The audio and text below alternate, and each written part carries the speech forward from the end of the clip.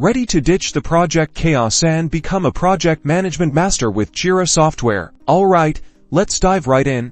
First, log into your Jira account. Once you're in, you'll land on your dashboard, your command center. If you are starting fresh, you will create a project. Look for the Create Project button, click that to begin. Here comes the fun part.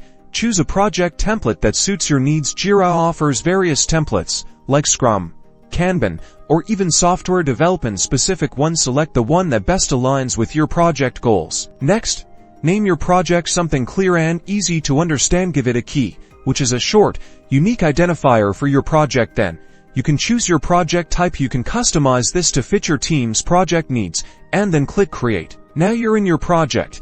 From here, the main work begins. Let's organize tasks by creating them. Click the Create button. This opens a new window where you detail your task.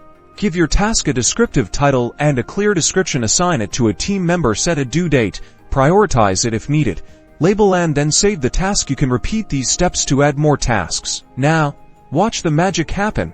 Your tasks land on the project board, which visualizes your workflow. Depending on the template you chose, you'll see columns like To Do, In Progress, and Done. These columns change as your project progresses. To work with a task card, it's a simple drag and drop process. Move the cards through the columns to update their status. This keeps everyone informed and ensures smooth project flow. To make sure everything is running smoothly, keep the communication open with your team, assign tickets, and have regular check-ins. That's it.